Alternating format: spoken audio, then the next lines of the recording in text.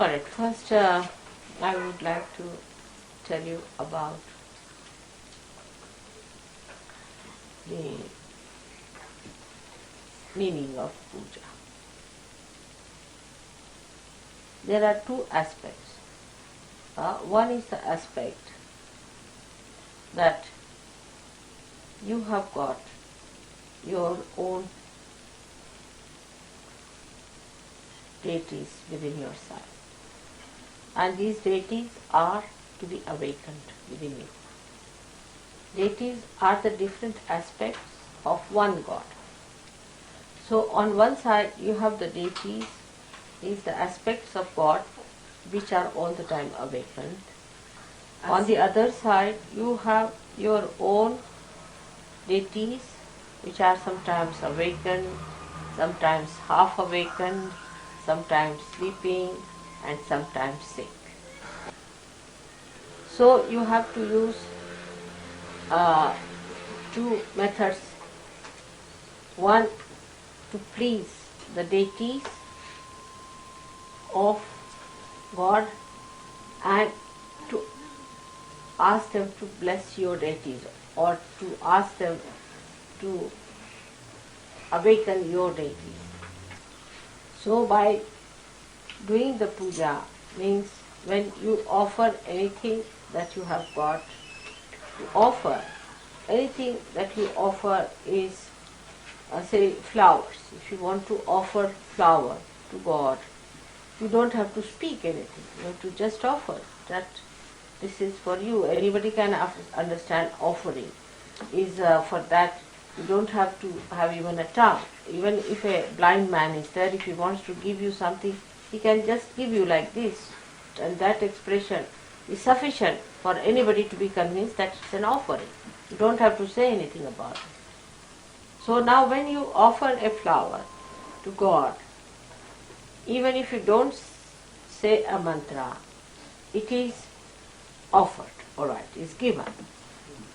But whether it is accepted or not is a problem. But now when you are a realized soul and you offer anything, it is acceptable to God even if you don't say anything. But what about you getting any reward out of it?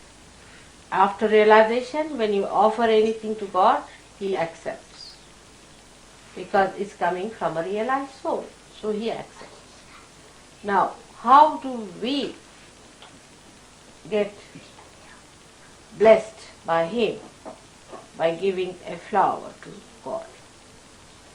Now, if you don't say anything about it, you just offer the flower, then you might be rewarded with many flowers automatically in life. Or you may be, whatever material things you offer, you may be blessed materially. Then in a subtler way, if you say something, as you say for offering somebody, that humble way of saying that I'll be happy if you would accept this, will be even subtler results of that maybe, which would be much wider, maybe much deeper. Now you do something symbolic, which is very the essence, the principle of something. Like flowers are represent the principle of the Mother Earth. Now, so the symbolicism of all the things that we can offer to God has been meditated upon and has been found out. So they use 5 things called as Panchamrita, as we have here. Because if you have hit the principle, then you have really hit the whole, isn't it? Because spiritual well-being is a total well-being. It's not just partly that your material well-being or your physical well-being or your emotional well-being or your mental well-being. It's a total one, completely balanced into totality. Now when you offer these other things like these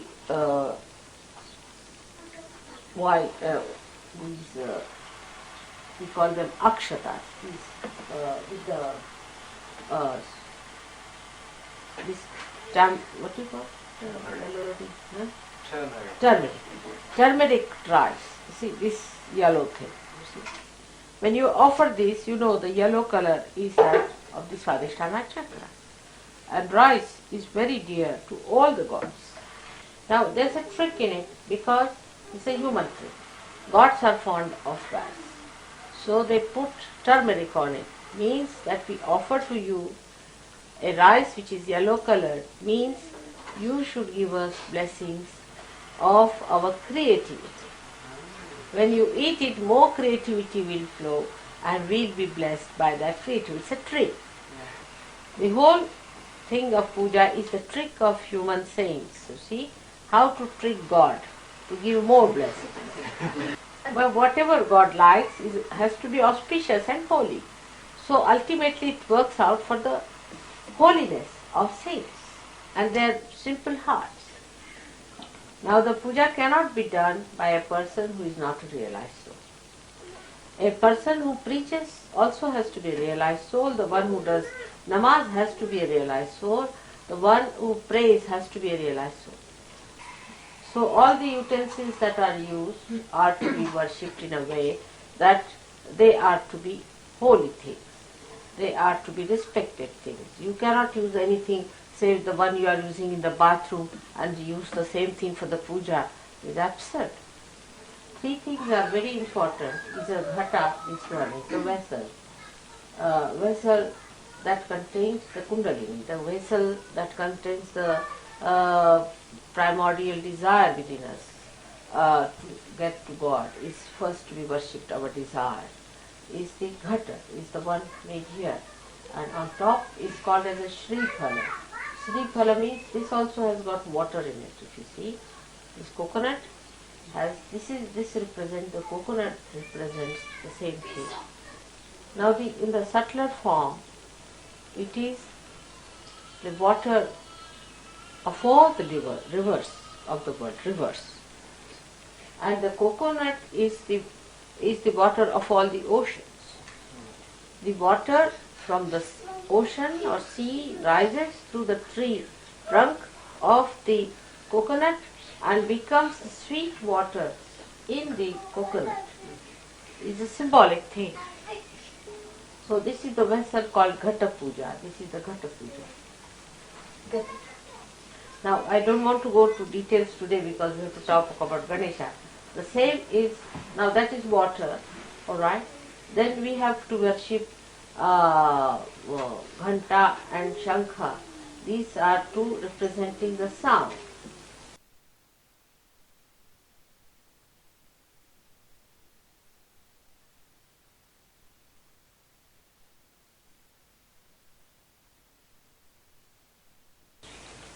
Actually, the Shankha represents the ether. Then we have the Deepa, this one. It's a light. It represents the light element called as Tejas. Normally also to the goddess they also give her a fan which represents the air element. So this is how all the five elements are pleased beforehand using them. So the essences of these, or the causal essences of these five elements should be pleased at this time. Should be supporting the puja. Now there are also all kinds of other things like your family deities you might be worshipping in your family. Some deities, they should not be also at this time upsetting the puja, or maybe the forefathers who are dead. All these things are to be quietened so that they should be told that this is a puja like this and you do not disturb us at this time. Means even thoughts should not come, their thoughts or their any disturbances. So everything is to be first made into peace. Now this is the one aspect I have told you in short, because it's a very long thing. If I have to speak about it, I'll have to speak at least 3 times and in 3 hours each time. Still it may not be finished. Now we come to the second aspect, which question I asked you, how do you get benefited by it? So, apart from this technique, to have the best effect or the blessings or the best flow of the grace within us, we say mantras. The sound of mantras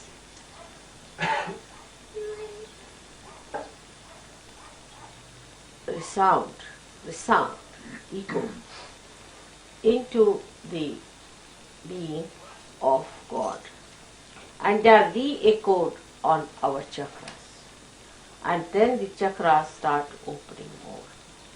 So the flow of the grace of God is received. But only a realized soul should chant a mantra, because without connection, how will it reach God? It is a vicious circle. Now, one may say that, Mother, you cannot get realization unless and until you get the grace of God. And the chakras won't open by a person who is not a realized soul. Without opening the chakras, you cannot get realization. That's how the play of the Mother comes in. And of all the saints, like you. I would say the Sahaj Yogis have to break this vicious circle. You have to raise the Kundalini yourself. Once you raise the Kundalini opens the chakras a little bit, because you have given your vibrations to the chakras. So once she knows there is a Sahaj Yogi standing behind the seeker, she rises with confidence. She knows you are her brothers and sisters, and that you belong to the same family as she does. She knows the land where she has to grow, so she can feel that, and then she rises in her dignity. That's how she breaks this vicious circle. That's why in the beginning we don't tell them about the mantras. Because in the mantras you have to accept me as the deity. In this advent of mine, it is made compulsory that you have to recognize me.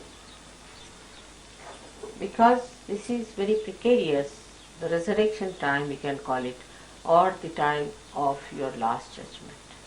First the realization has to be given without any recognition. But not to those who are denying or insulting me. Under any circumstances they cannot get realization, whatever you may try. Even after realization, if people start thinking against me, vibrations will stop.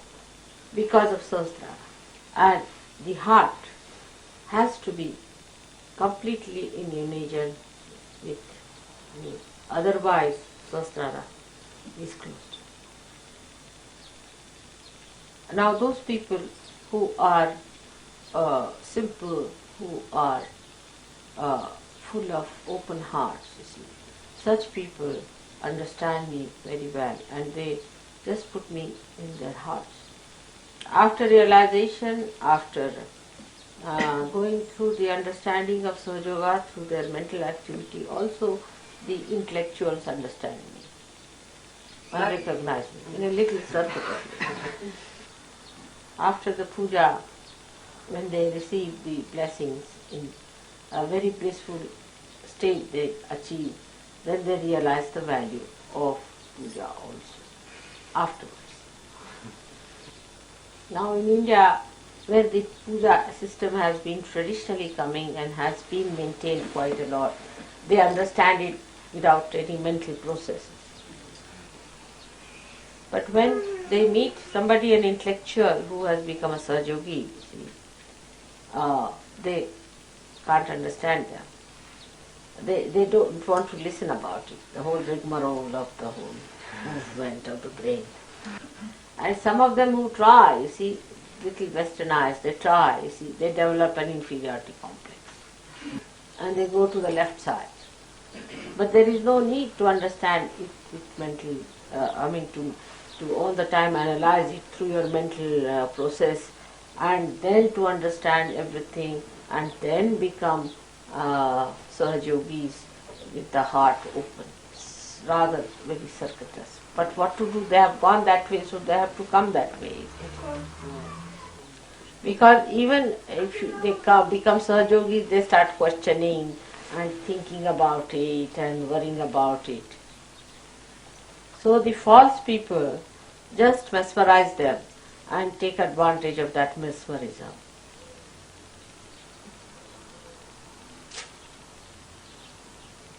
So one should not feel bad. If you feel like analyzing, you should go ahead with it.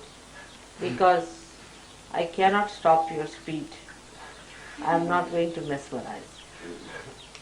In Sahaja Yoga, the freedom is to be respected. But we do not allow people to come for puja who have not achieved a certain amount of understanding mentally of Sahaja Yoga from the Western people, not in India, but here there is a restriction. Because supposing in India, I do not explain to them, they don't want to know. They know that they'll get vibrations. They already know about vibrations, so I don't have to tell them you will get more vibrations. If they get more vibrations, they know I am the Shakti, that's all. I don't have to explain. Like as you can make out which is the best wine, they can make out who is the real person. They know the taste of it. Now once in a puja, I had about 6,000 people had touched my feet. So I said in a puja, now please don't have, people need not touch my feet. I said it. But they thought it was Dhumal who suggested, so they all got after his life. They said, you only want to take all the blessings from others' feet and you didn't want us to take it, and they got out. Another thing is, you see, in the West, I never used to make the Panchamrita with my feet but with my hands, because here people would think that that's a dirty thing feet is and we should not have of the feet, you see. But actually the feet are very powerful and they can never be dirty. Like the river Ganges has vibrations. And if you have the water of Ganges, you will see that it will never be dirtied. On the contrary, whatever are inside that, because it's never sort of very kept clean, whatever dirt has gone into it, it settles down and doesn't dirty the thing at all. It's very clean water, all the time vibrating. So one must understand whatever is pure, which is responsible for purity, which is the source of purity, can cleanse any impurity. So how it can be impure? But with the brain, if you think it, it's so limited. You cannot think of something which is just the embodiment of purity.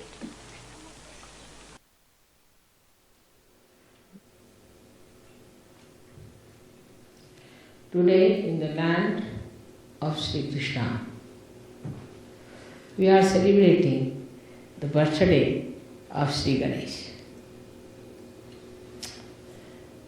It's something very unprecedented and of a very significant value, that you should be celebrating the birthday of Sri Krishna's son in his own land. You know that Sri Ganesha incarnated on this earth as Mahavishnu, and he was the son of Radha, who incarnated as Lord Jesus Christ.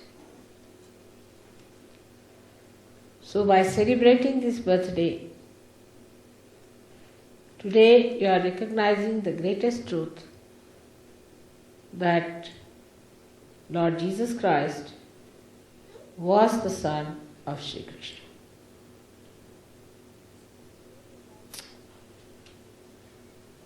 There's a story about it if you read in the Devi Mahatmya,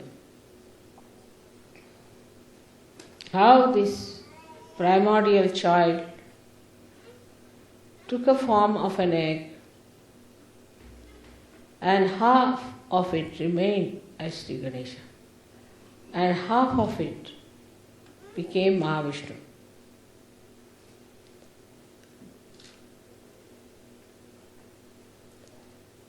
In the evolutionary process,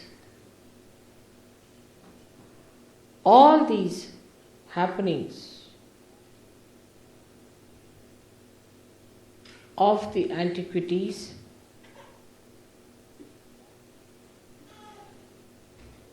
have been recorded, but today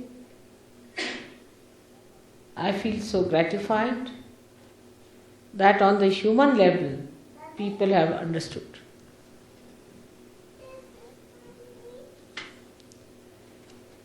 Christ is the incarnation of Lord Ganesha. He is the eternal child. But in the form when he came as Christ, he came as the son of Sri Krishna. But when Parvati made Sri Ganesha, he was the son of Parvati alone. There was no father. Parvati herself wanted to have a child of her own. They were angels who were dedicated either to Vishnu or to Shiva, like Ganas were dedicated to Shiva alone. So she wanted to have her own son who can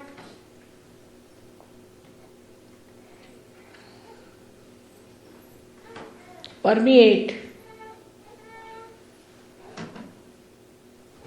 her powers on this earth.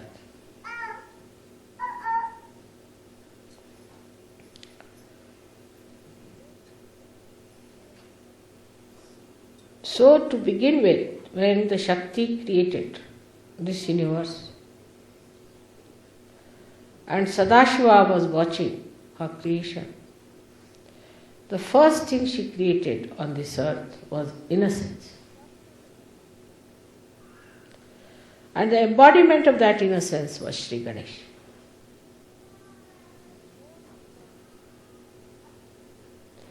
The whole universe was covered with innocence, which we call as Omkar.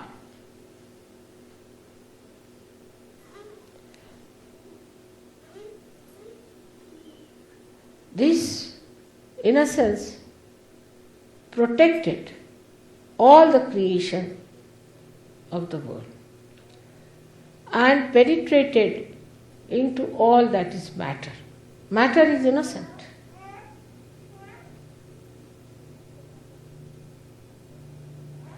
If you hit the matter, it will hit you back because it is built like that. It doesn't want to harm you by any method, except that if you try to hit it, it hits you back in its own nature.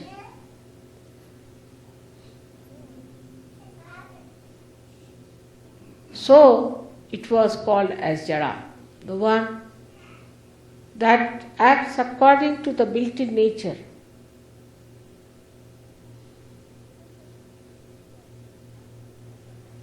Innocence in the animals is of another kind, where the animals do not know that they are committing crimes. Animals, when they say kill an animal, another animal, or trespass your properties, create nuisance all over, they don't know they are committing a sin. or they are disobeying some laws. They live with the laws that are built within them. That's why they are called as pashus, means bondage, the pasha. Pasha means the bondage. They are under the bondage of the laws of God.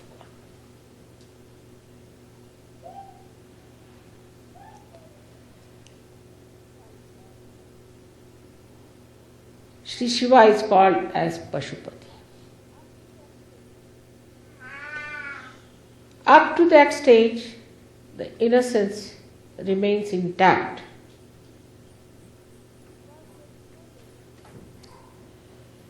Because there is no development of ego in them.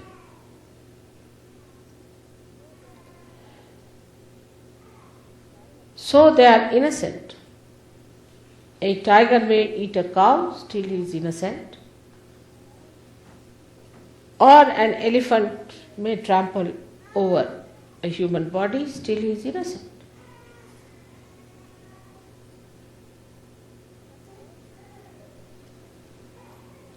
But when going to a higher state,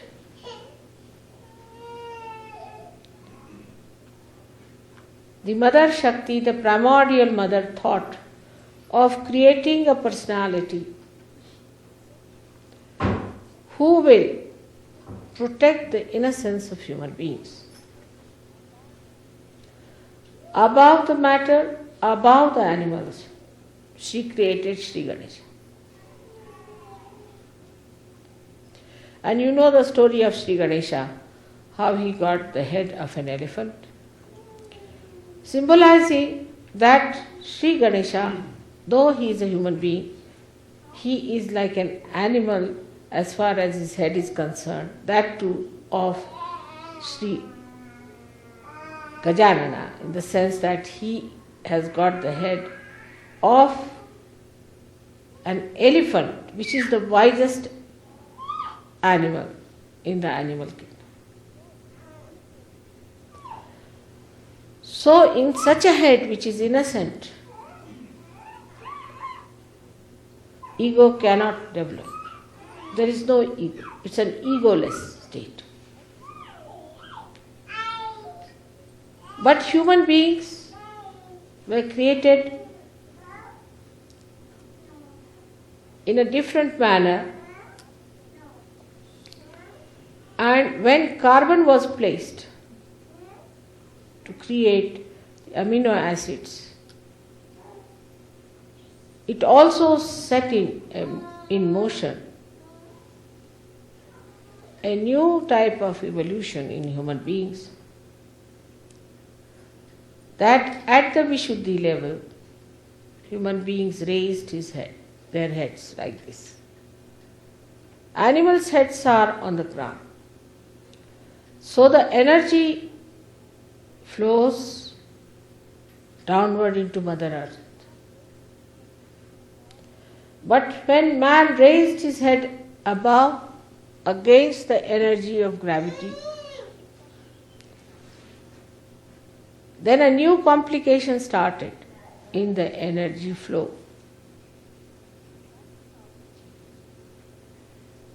And that is how at the Vishuddhi a problem started where Kundalini could not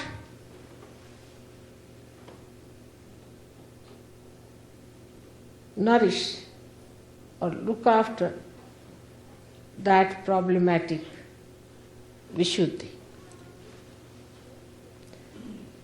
The reason is, when you raise your head from the Mother Earth, you remove yourself away from the natural power of Mother Earth.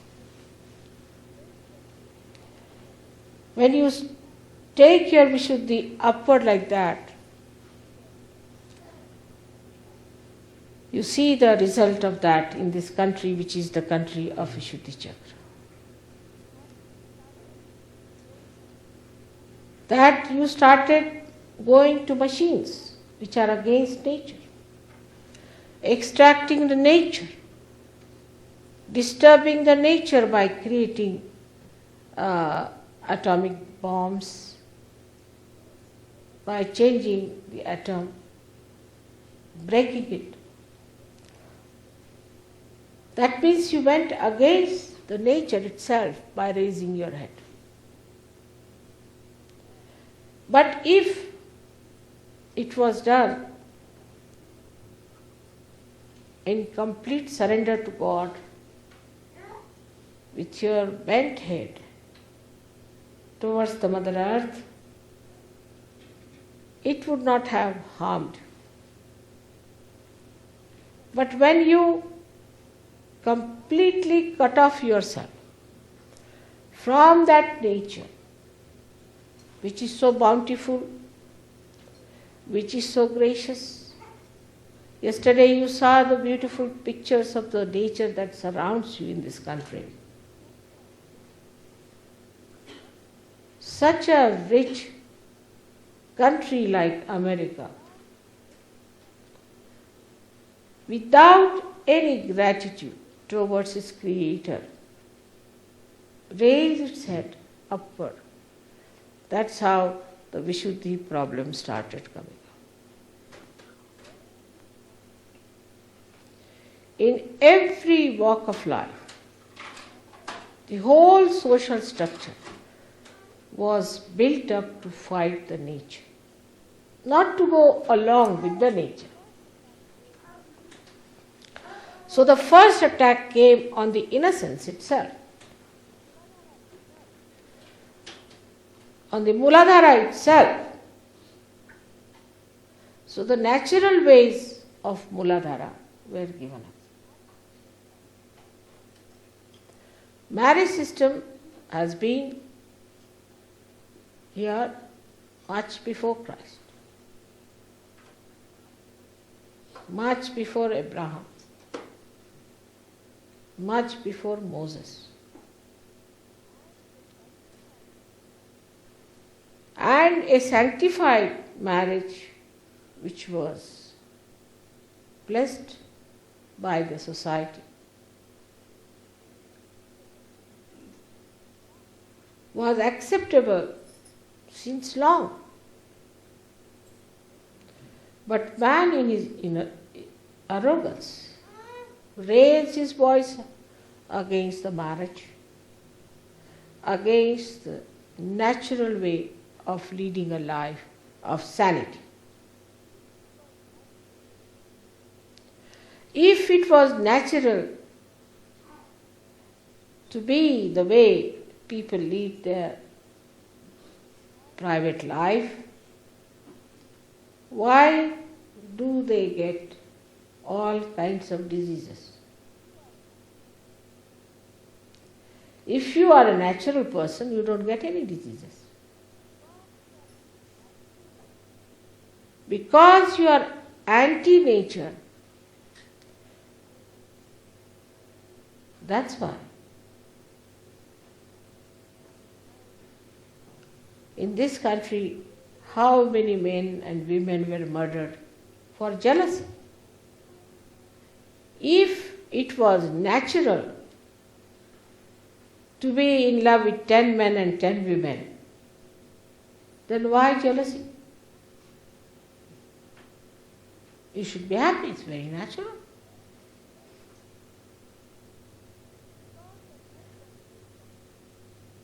Because the head was raised at Vishuddhi Chakra, without surrendering to Sri Krishna,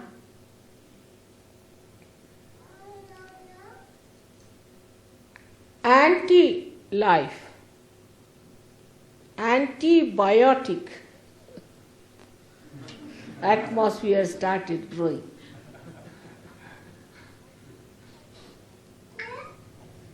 And this kind of life has taken this great country now to the brink of complete destruction.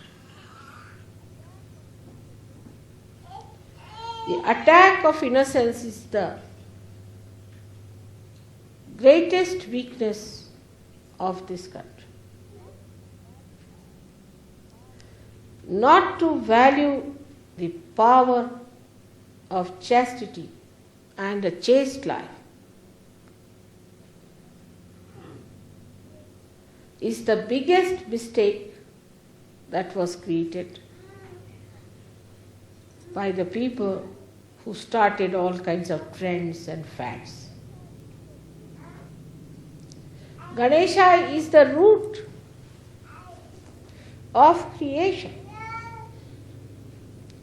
When you go against Sri Ganesh, you start losing your roots. You have no roots at all.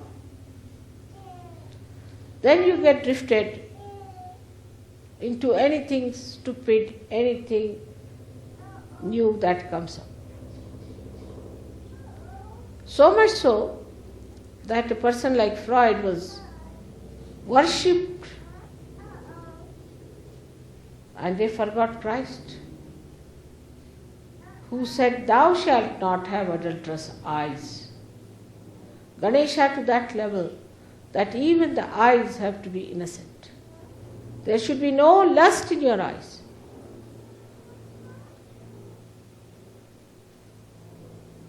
But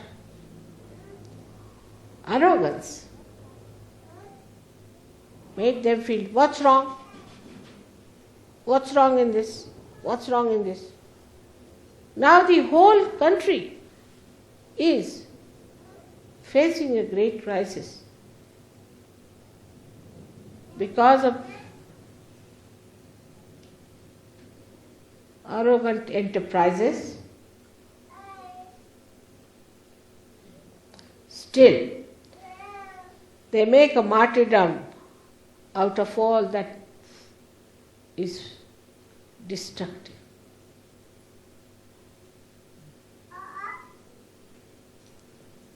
It's a very great responsibility on the Sahajogis who live on the line of Sri Ganesh. But for the people who live in the land of Sri Krishna, the responsibility is absolutely on your neck.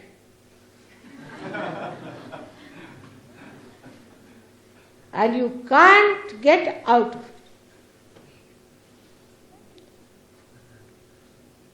Unless and until you understand the importance of innocence in your life.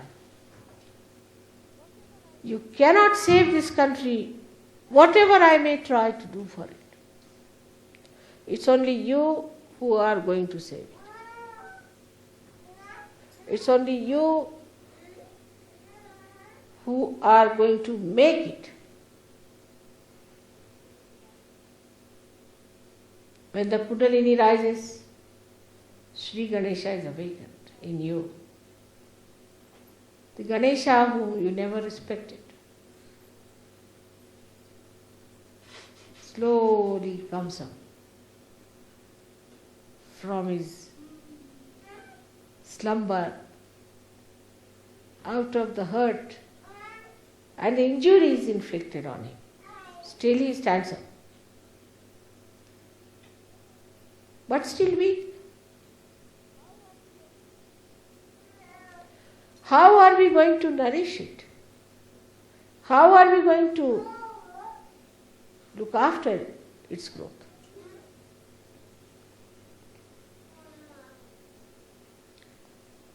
The responsibility of Sahajogis of America is very great.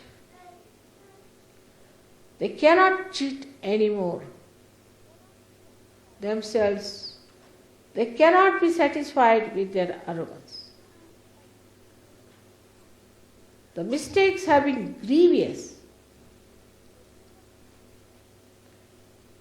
So you have to take it up as a crusade against those mistakes and to establish your Sri Ganesh in a full form so that he gives you the necessary balance and the roots to nourish yourself.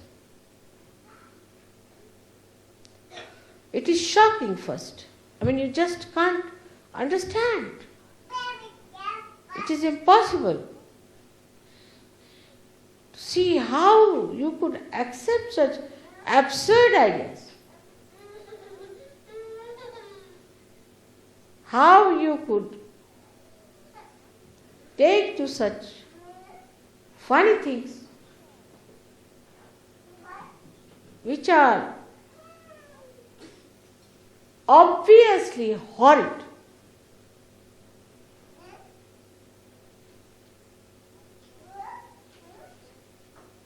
Are we not aware of certain words like prostitution and all other dirty words that they use, which I don't want to say just now? Or they have lost their meanings.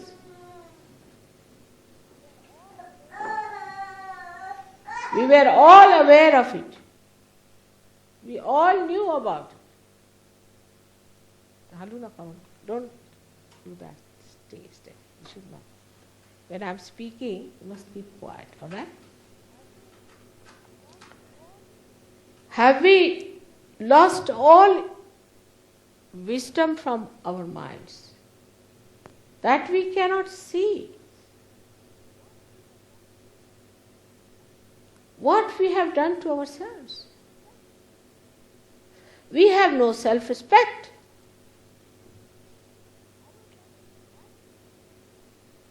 Arrogance to that limit is very dangerous, extremely unpredictable. And God knows what can come through with all these ventures we have gone into.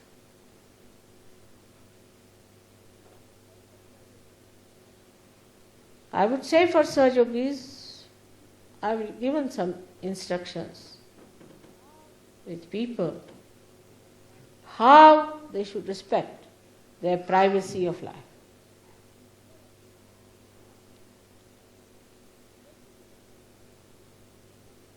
Especially the women of America. If they have to be the Shaktis, they have to respect themselves, their chastity. But so surprising that when we see outside all these things happening, even after coming to Sahaja Yoga, some of us try to be one of them who are going to hell. If you have to save them, then try to fix your positions properly. Sri Ganesha has 4 hands. And the hand that carries the destructive weapon of Parasha is the one you have to be careful about.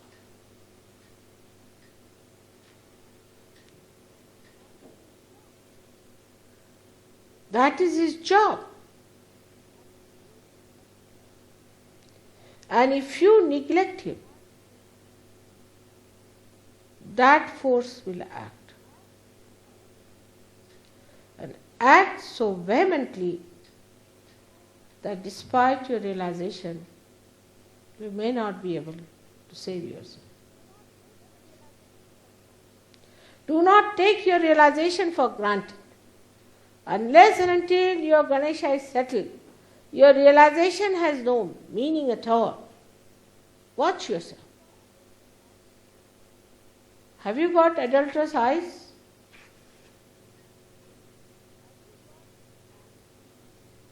Have you got an adulterous mind?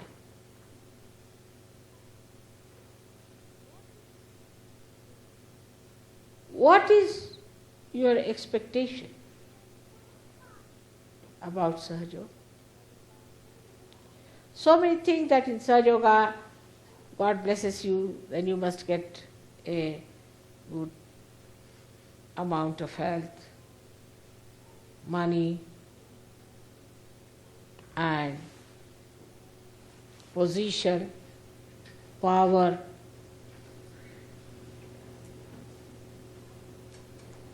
the first thing you must ask for is the pure Ganesha, Nirmal Ganesha.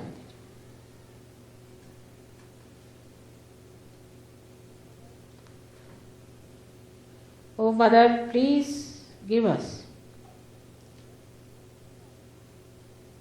the blessings of establishment of purity in our Ganesh principle. In relationships, in attitudes, in behavior, try to judge yourself. Are you innocent?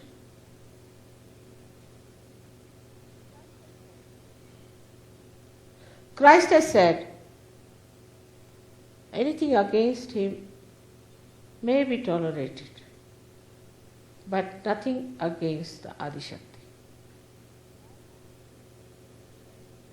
But I must tell you as your mother, it's not true. Maybe against me some things may be tolerated, but nothing against Christ the Lord. Nothing against Lord Ganesha. Everything that is done against him after realization will tell upon you, and you will be thrown out of the realm of God as absolutely degraded people. That is one thing that will not be tolerated, will not be forgiven, will never be accepted. Whatever you have done in the past is finished now because you are a new bird. But after becoming this, if you try to take to these wrong ideas or to indulge into them, I cannot help you at all.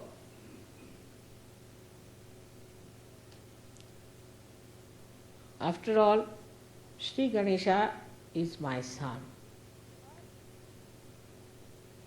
because he is pure. Now he is not the only son I have. I have so many sons and daughters. And I have made you in the same way as I created Sri Ganesh, without the father, on my own.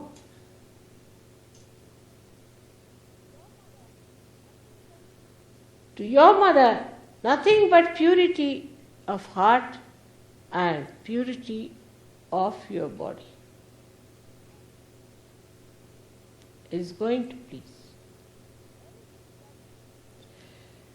Anything that is impure has to be thrown away. My name itself means purity. You can do it. You are empowered to do it. You have a kundalini to do it. But the first thing you have to do is to cleanse that.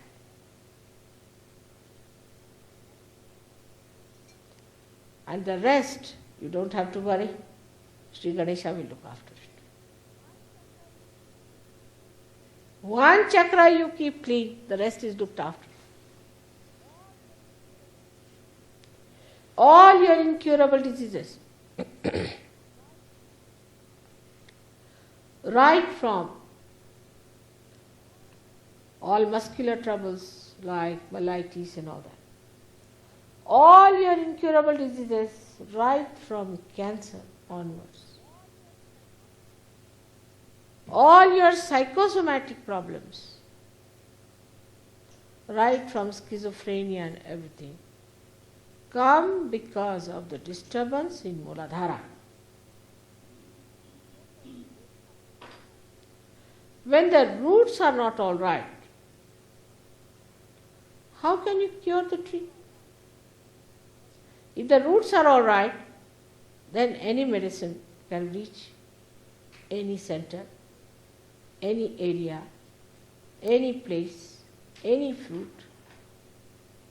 But if the roots are not all right, how can you work it out?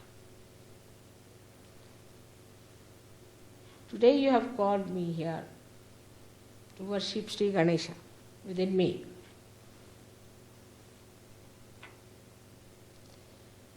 Sri Ganesha within me is a powerful identity. While worshipping him, you have to know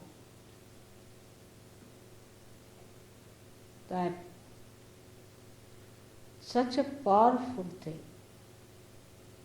you have to establish within yourself. And by that establishment, you have to manifest the powers of Sri Ganesha.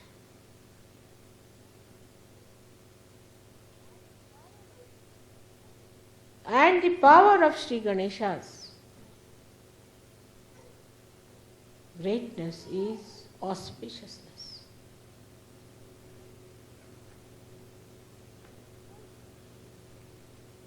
It's a coefficient. It's a formula, we can say, in scientific language,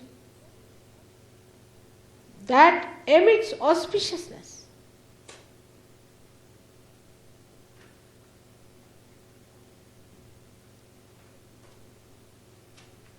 It's a magnet in the Mother Earth. The same magnet is within you, which is Sri Ganesh. You leave me alone and I can tell you which is the north, south, east, west. Close my eyes till I'll tell you. You know there are so many birds who fly out all the way to Australia, to Siberia, because they have that magnet with them. They have that innocence with them. There are so many fishes which have got actual magnet placed in them. Scientists should find out. In the same way, Sri Ganesha within us is magnetic. So a person who has Sri Ganesha awakened within himself becomes magnetic.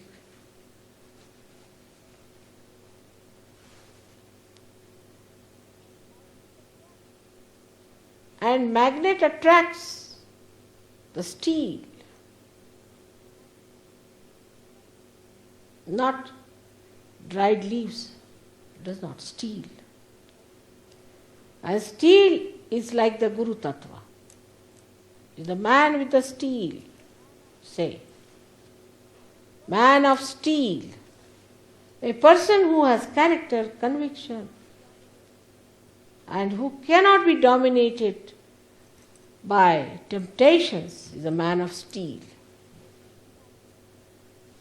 So this magnet attracts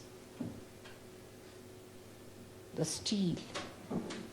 Steel has only one bad thing about it, that it is not pliable. It's rather dry.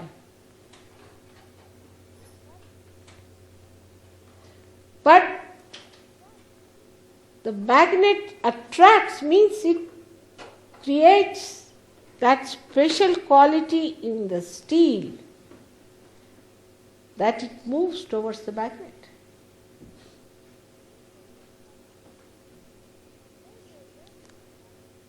In the same way, when this magnet is awakened within you, you will be amazed. Instead of people running away from your ashrams, they will be running towards you. I find it impossible. I go to any house. If they come to know I am there, God save me. anywhere, any place. So what is this magnet?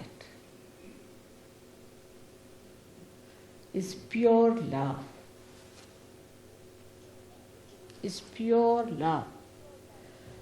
And the concept of pure love is that it doesn't depend on anything whatsoever but on itself. It is the support of itself. It's like light that spreads just by its own nature. It doesn't want anything, doesn't expect anything. Just spreads all over and enlightens other people's heart. That's why they get attracted.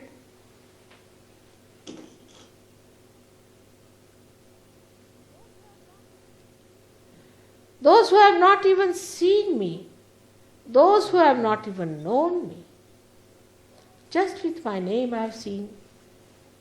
Places like Calcutta, we had such a problem, such crowds, that they said we have to call the police. I said, there's no need to call the police, but we'll manage somehow.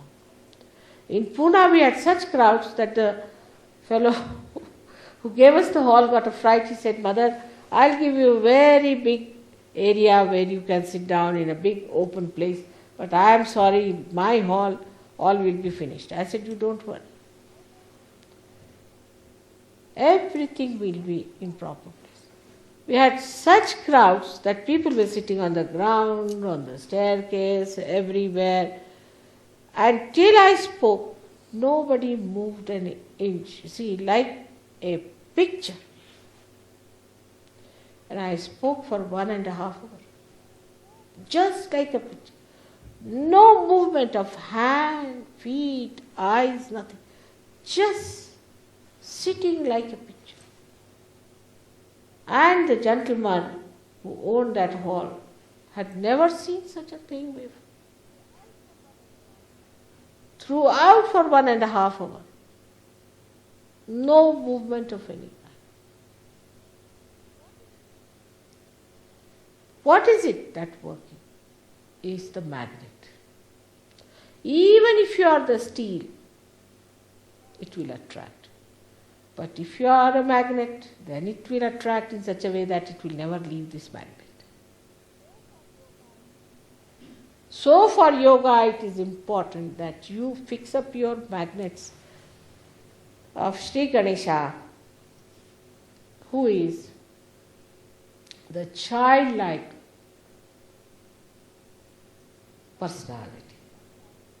A child, just one child, everybody is attracted towards the child. One child gets stuck up somewhere in the air. Whether you are a Russian, American or an Arab, everybody would be worried about the child, what's happening to the child. They will not think it's an Arab child or an American child, no. Unless until it's a devil.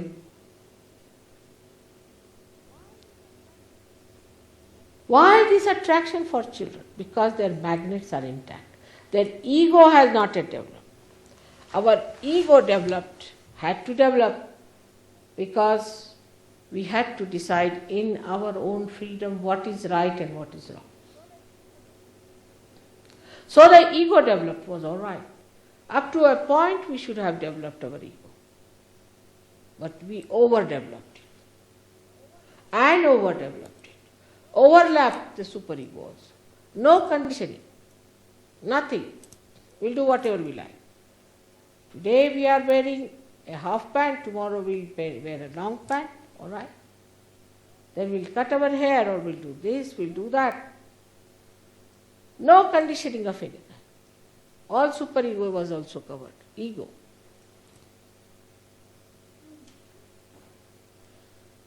This ego would have been all right if you had kept your Ganesh Tattva. And what is that? Is the wisdom power of Ganesha.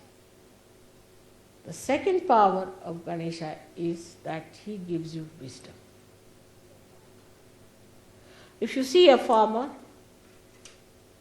and a big professor or a very well educated man, and talk to both of them, you will find the farmer has much more wisdom than this MAD, PhD.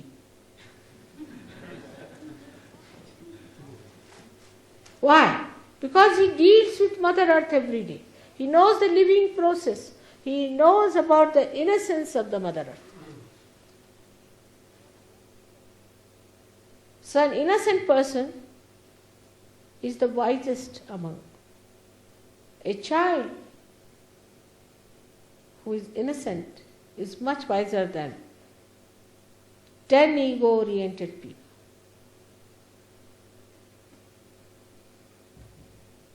So the second capacity of Sri Ganesha is that you become a wise person. When you speak, people start looking at you. You speak like Kabira, you speak like Nanaka. You speak like something that makes people feel their spirit. This is what I call is a Sahajogi. A Sahajogi who does not have wisdom is good for nothing. He comes to Sahajoga and he is like a bull in a china shop. Goes on hitting this person and hitting that person and hitting that person. And when you ask this 3 wounded person, they say that bull, the same bull. Everybody reports about the same bull. Oh, that's the one. All right.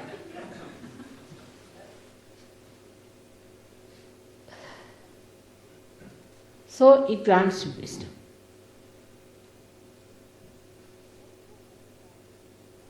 When you have the power of Sri Ganesha, your eyes are radiant.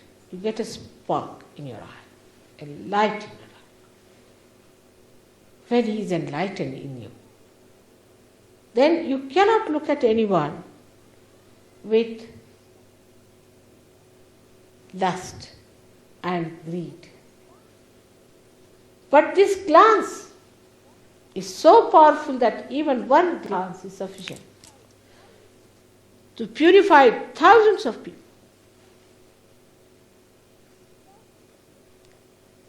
Just the opening of the eyes are necessary. And you find whole thing changes into a beautiful morning from a complete dark night.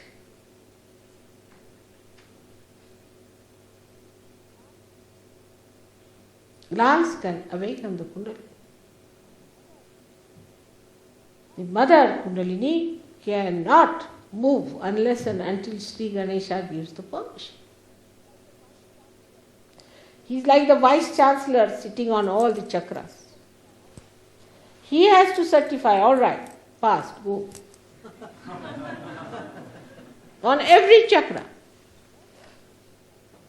And when the Kundalini rises, Sri Ganesha is awakened, otherwise Kundalini cannot rise. But then when he sleeps down, Kundalini is sucked by him.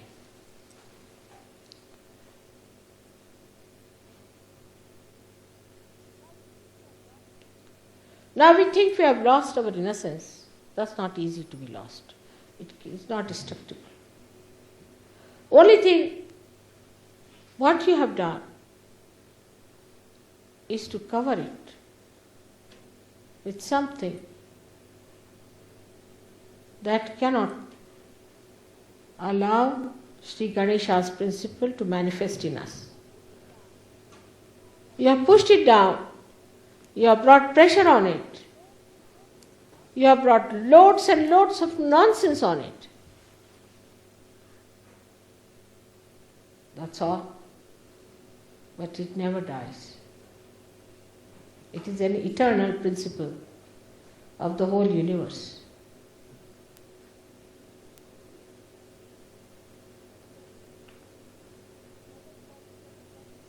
The another quality of a person who is endowed with Sri Ganesha's powers is that he removes all the hurdles. If one person of this nature is in some place, all the rest of the people who are nearby will be saved if there's an accident or if there's any problem which is destructive. All of them will be saved.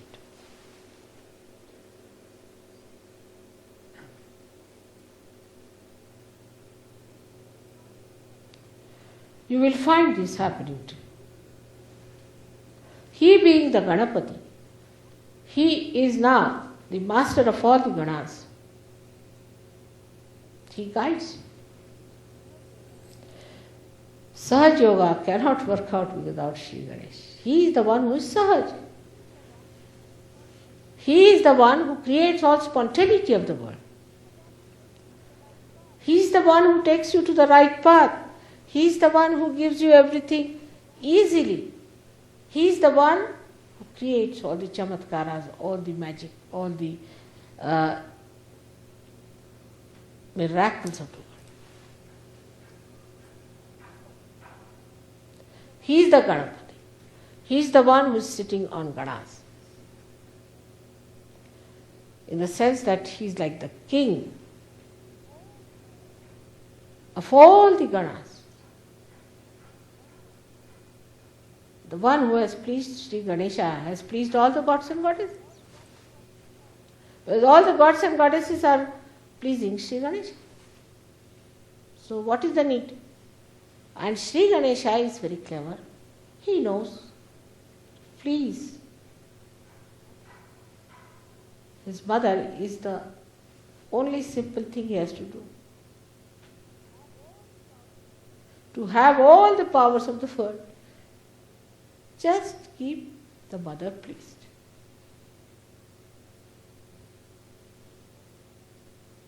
There are so many qualities of Sri Ganesha which can be described. He is the one who gives us the joy of eating.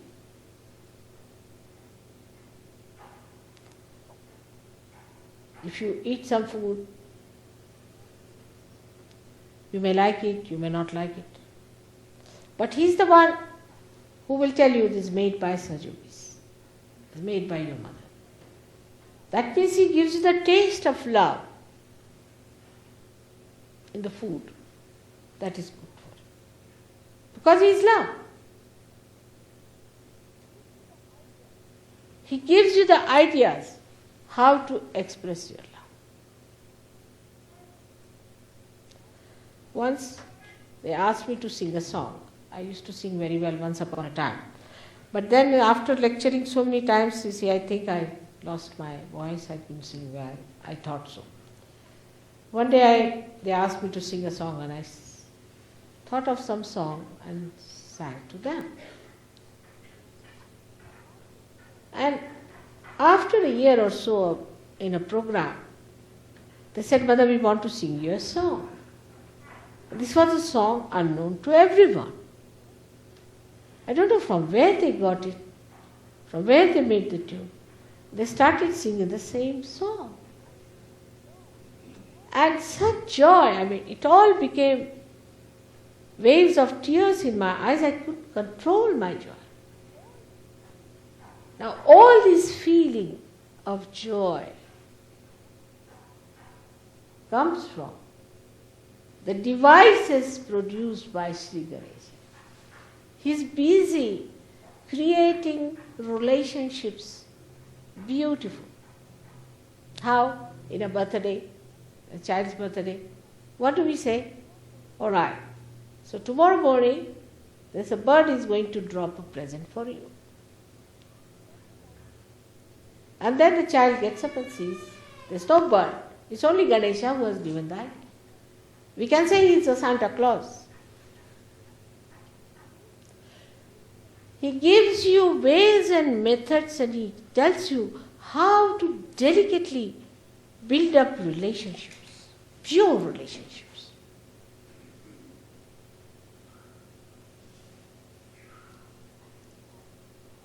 How you hide, how you wrap a little present, just put it there, and a person who has to take it sees this, oh God.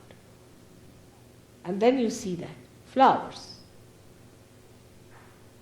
which you suddenly bring out and put there, is all Sri Ganesha's efforts, his ways, his suggestions. Among the creation, flowers are expressing Sri Ganesha's essence. And the essence of Sri Ganesha comes from the Mother Earth's essence, is the fragrance. So a person who is endowed with Sri Ganesha's blessings has fragrance. Sometimes chandan, sometimes roses, sometimes this gardenia. You just don't know from where the fragrance is coming. The fragrance is coming from Sri Ganesh. And that is what is the magnet within you. Such a person is fragrant, absolutely fragrant all the time. Sri Ganesha emits all kinds of fragrance from such a person.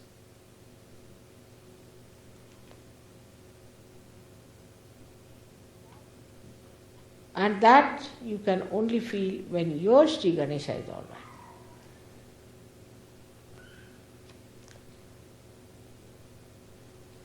There's no end to the description of this great deity within you. He's just settled down there. He's all the time there, waiting to be cleansed out, for him to raise his head like a lotus in the mud, to just help it out by respecting it, and he'll be there fragrant within you. So important for this country, where